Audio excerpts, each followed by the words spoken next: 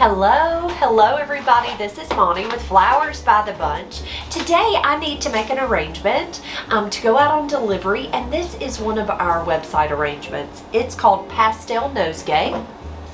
And so I thought I would make that with you. This is a rosy posy vase that I have filled with fresh water, a little bit of fresh flower food, and I am going to add some greenery. Now, I don't think the picture on our website has greenery, but I like greenery because it kind of fills up some space and it makes the arrangement look larger. I'm going to start out with some leather leaf. I'm taking it and breaking it in two pieces, and I'm going to pull the bottom fronds off the larger piece. Now, the reason I pulled those fronds off the bottom is because I don't want the foliage to fall below the water line. So I'm taking and cutting that foliage, that stem at an angle. And I'm just adding that leather leaf right into that vase.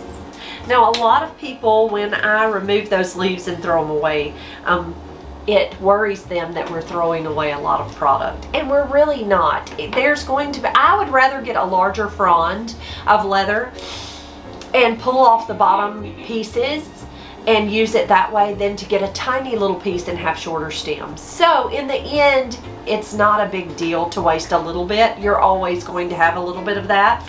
Now, if you have center pieces where you need to use just smaller pieces of greenery, you can always save some of your greenery. You can take a plastic shoebox that has a lid, lay some wet paper towels on the bottom, and then as you have the smaller pieces of the foliage like this, you can drop them into that hydration chamber, pop it in your cooler, and then if you can use it throughout the week, that's wonderful. If you can't, just dump it at the end of the week. And that would save on waste. I'm sorry, I've been sneezing, so I'm sorry I'm sniffing. I also have one stem of variegated pittosporum. So I'm going to take it and cut it into smaller pieces. Now I am going to take my knife and cut that into two pieces.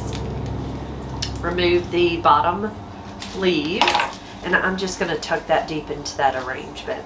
Again, it's the same thing with this pittosporum. If you want to save some of the shorter pieces and drop them into that hydration chamber, you absolutely can. I really like that pittosporum has these little florets, and you can cut it into several pieces and use it in several insertions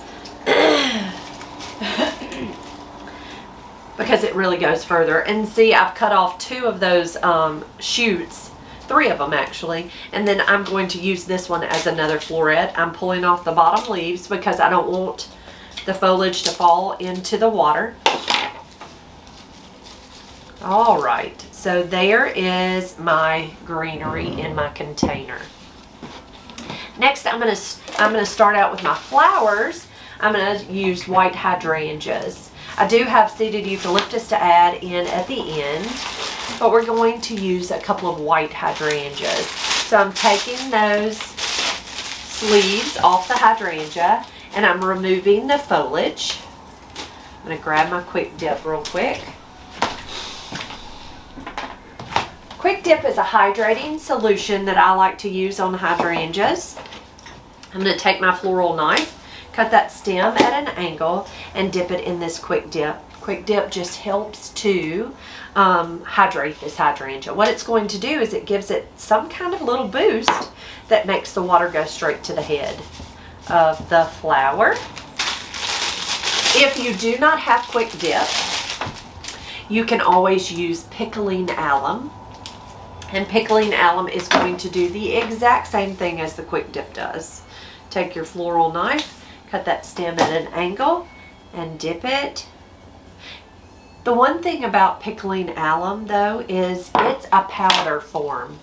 So you can just dip it right down in that powder and then drop it right into the water. Okay, so there's our white hydrangeas. Next, we're going to come in with a little solidago aster.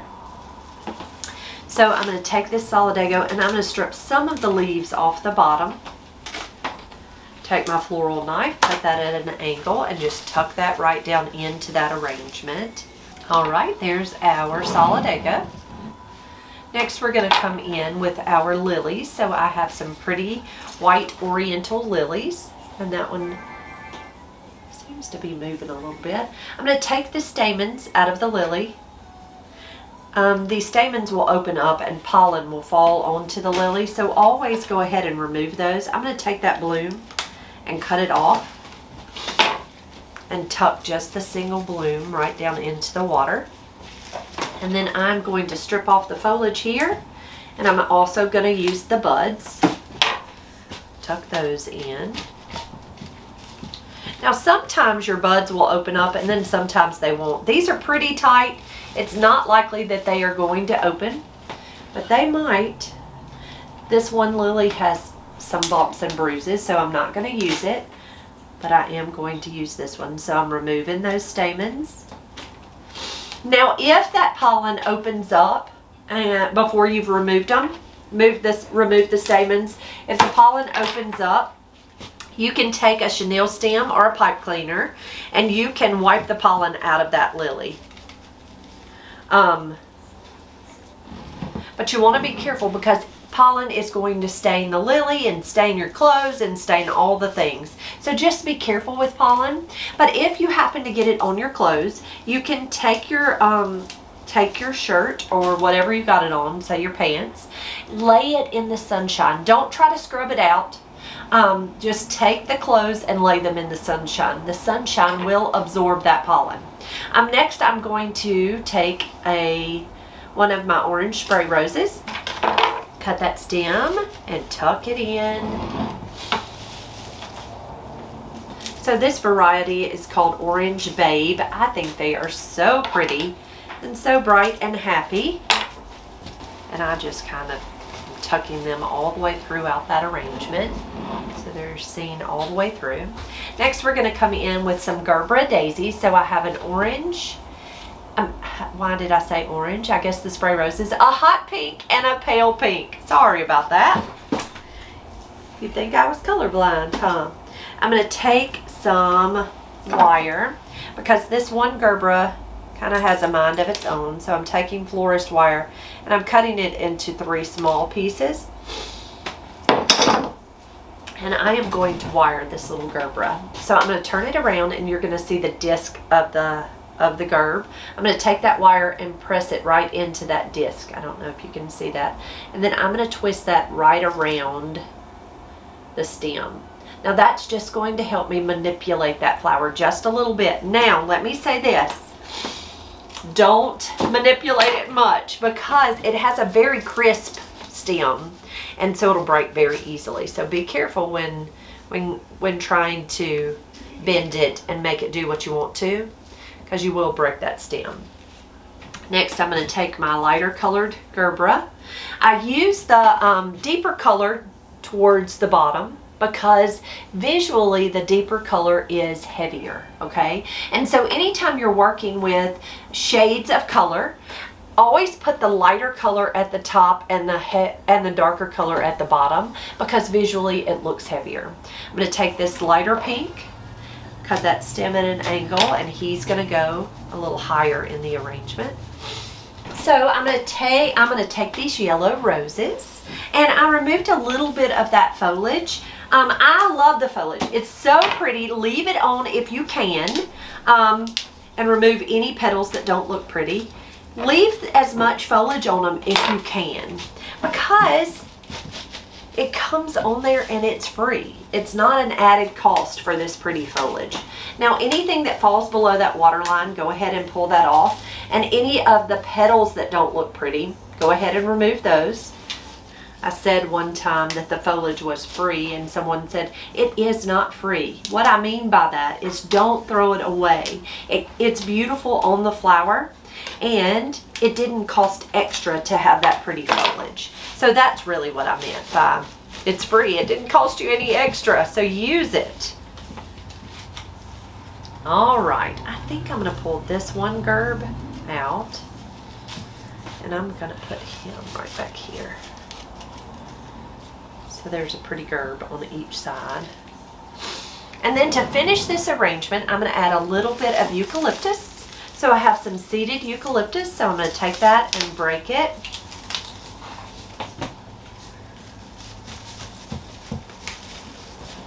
And just nestle that right down low into that arrangement. I like for it to kind of drip off the edge. All right, now to finish this arrangement, they ordered a wooden cross. So I'm going to take this wooden cross and I'll show you. Okay, there's all our greenery. I'm going to take this wooden cross. So we have these brightly colored crosses and they come with a stake. I'm afraid that this stake may be a little too long. I'm going to trim it up just a little. So I'm going to take my wire snips and I'm going to take about an inch and a half off. And then I'm going to tuck him right down into that arrangement, just like that. And there is our finished pastel nosegay. Now this is an upgrade from the one on our website. They wanted it upgraded, so that's what we did. But just pretty yellows, and it's called pastel, and really it does have some pretty bold colors in there. But just a pretty arrangement, perfect for a birthday. Guys, thank you so much for being here. If you have any questions about how we do things, you can always ask. If you enjoyed this video, please give us a thumbs up. And if you have not already subscribed to this channel, be sure to hit that subscribe button, hit that little bell, and you'll get notifications for when we have a new video. Thanks, guys. Have a great day.